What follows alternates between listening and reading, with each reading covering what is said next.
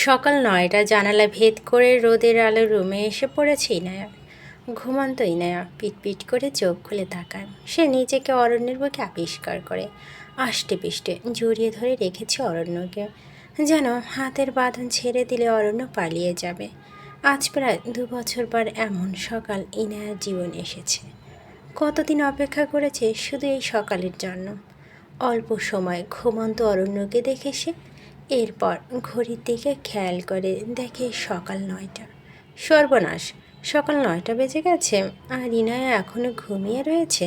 আজ অফিসে মিটিং রয়েছে, তার তাড়াতাড়ি সেখানে যেতে হবে। আজ সকালে নাস্তা তৈরি করার পরিকল্পনা করে ছিল ইনায়া, কিন্তু এখন মনে হয় সেটা আর সম্ভব নয়। সকাল ৯টা যেহেতু বেজে গেছে, নিশ্চয় রেহানা বেগম রান্না করে ফেলেছেন। বিছানা ছেড়ে উঠে দাঁড়ায় ইনায়া, এরপর ফ্রেশ হওয়ার জন্য ওয়াশরুমে চলে যায়। কিন্তু অরণ্য এখনও বিভোর হয়ে ঘুমিয়ে রয়েছে, যার কারণ তার অসুস্থতার জন্য ঘুমের ওষুধ দিয়েছে। আর অরণ্য সম্পূর্ণ সুস্থ হতে বেশ কয়েকদিন সময় লাগবে। এতদিন সে অফিসে যাবে না, বাড়িতে থাকবে, রেস্ট নেবে। আর সে যেতে চাইলেও ওই ইনায়া তাকে যাওয়ার অনুমতি দিবে না। প্রায় ২০ মিনিট পর ওয়াশরুম থেকে বের হয়ে আসে ইনায়া। অফিসের কাজ শেষ হতে প্রায় রাত হয়ে যাবে।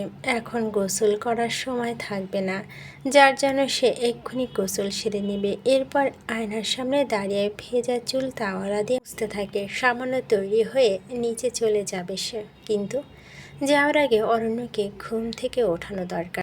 বিছানার কাছে এগিয়ে যায় ইনায়া, এরপর আলতো করে ভিজে যাওয়া হাতে অরণ্যের মাথায় হাত রাখে। শান্ত স্বরে ডাক দেয়, সকাল ৯টা বেজে গেছে অরণ্য, ঘুম থেকে উঠো।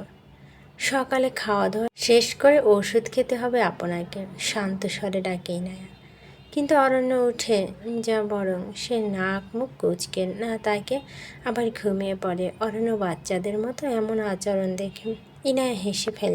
ঘুমন্ত অবস্থা অরণ্যকে অদ্ভুত সুন্দর দেখায়। পুরুষ মানুষ কি এত সুন্দর হতে পারে, সেটা বোধহয় তার স্বামীকে না দেখলে সে জানতে পারত না।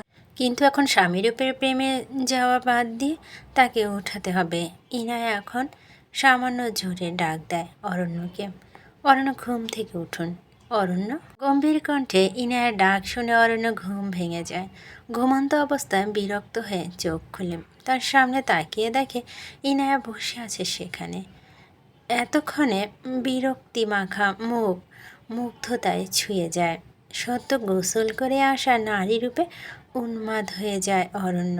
সৃষ্টিকতা এত নিখুঁত সৃষ্টি তার বউ, যার রূপ আর লাবণ্য যেন অপুরন্ত, যেন জান্নাতের হুর, যার প্রেমে অরণ্য হাজারবার শতবার পড়তে রাজি। অরণ্য তার লোভনীয় দৃষ্টি দিয়ে ইনায়ার সমস্ত শরীর একবার পর্যবেক্ষণ করে। অস্বস্তি বোধ হয় ইনায়ার। আজ ইনায়াকে ছুঁয়ে দেখার তীব্র ইচ্ছে করছে অরণ্য। অবশ্যই ইনায়ার প্রতি তার অধিকার রয়েছে, বউ হয় তার সম্পূর্ণ হালাল বস্তু। অরণ্য এক টান দিয়ে নিজের কাছে নিয়ে আসে ইনায়াকে, বিছানায় এক ধাক্কায় ফেলে দেয় ইনায়ার সম্পূর্ণ শরীর। অরণ্য তার উপর ঝুঁকে যায়। ইনায়ার নিঃশ্বাসের গতি বেড়ে যায়, হার্টবিট যেন এখন রেলের গতিতেও ছুটে চলছে, যা অরণ্য অনুভব করতে পারছে। সামান্য ছোঁয়ায় তার বইয়ের যে অবস্থা করছে, যদি সম্পূর্ণ শরীর জুড়ে অরণ্যের হাতে বিচরণ চলে তখন কি অবস্থা হবে ইনায়ার। সম্পূর্ণ গাল লাল হয়ে যাচ্ছে ইনায়ার লজ্জায়, যেন ও গাল নয় বরং টমেটো। অরণ্য তার হাত দিয়ে ইনায়ার গাল ছুঁয়ে দেয়, এরপর এগিয়ে যায় সেখানে।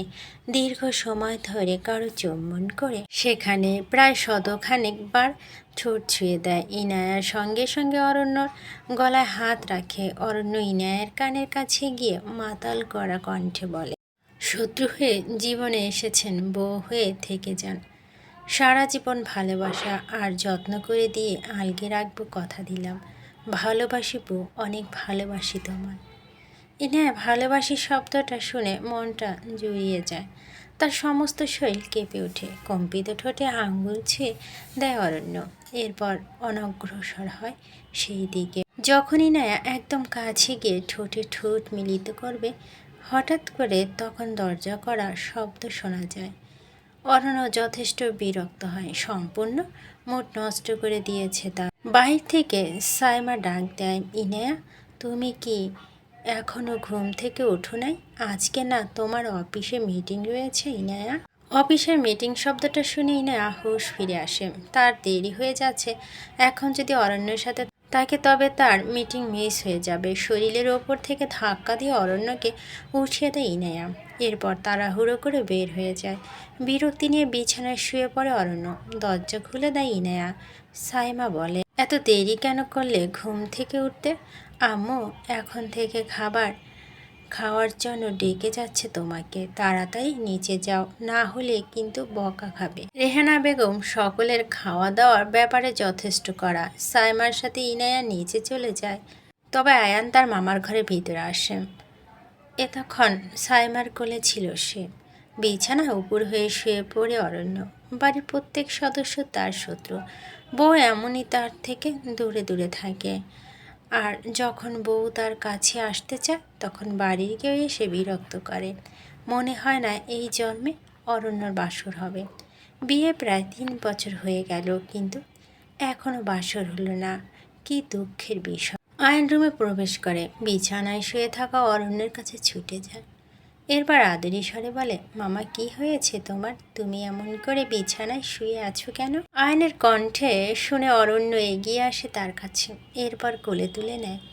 অরণ্য বলে, বউয়ের সাথে রোমান্স করতে চেয়েছিলাম, কিন্তু তোর মা সেটা করতে দিল না। এখন আর কি করা, চল খেলা করি। রোমান্স সবার ভাগ্যে থাকে না। অরণ্যের থেকে রোমান্স শব্দটা শুনে আয়ন সেটা জানার চেষ্টা করে এটা কি, কিন্তু তার বাচ্চা মাথায় এই শব্দের মানে খুঁজে পায় না। আয়ান বলে, মামা রোমান্স কি? এটা কি খাওয়ার জিনিস? আম্মু কি তোমার থেকে এই জিনিস কেড়ে নিয়েছে? এর মানে তুমি এখন বুঝবে না আয়ান, বড় হলে অবশ্যই জানবে। এখন তুমি এখানে বসো, আমি ওয়াশরুম থেকে ফিরে এসে আসছি, এরপর একসাথে খেলাধুলা করব। ওকে মামা। সকালে খাওয়া দাওয়ার টেবিলে সকলে নাস্তা করার জন্য উপস্থিত হয়। অরণ্য, ইনায়া সহ সাইমা আর তার স্বামী। সাইমার স্বামী অনেক দিন বিদেশে থেকেছে, তার সমস্ত ব্যবসার বেশিরভাগ বিদেশে, যার জন্য তাকে সেখানে থাকতে হয়। জরুরি কাজের জন্য অরণ্য ইনায়ার বিয়ে অনুষ্ঠানে সে উপস্থিত হতে পারে নাই, যার জন্য তাদের বিয়েতে কোনো গিফট দিতে পারে নাই। সাইমার স্বামী রাব্বি বলে, অরণ্য ভাইয়া, তোমাদের বিয়েতে আমরা কিছুই গিফট দেওয়া হয় নাই, যার জন্য আমার আর সাইমার তরফ থেকে হানিমুনের টিকিট তোমাদের জন্য। রাব্বির থেকে হানিমুনের ট্যুরের কথা শুনে অরণ্য খুশি হয়ে যায়। একে বলে হয়তো মেঘনা চাইতে বৃষ্টি। অরণ্য তার থেকে টিকিট নেয়। ইনায়া দীর্ঘশ্বাস ফেলে।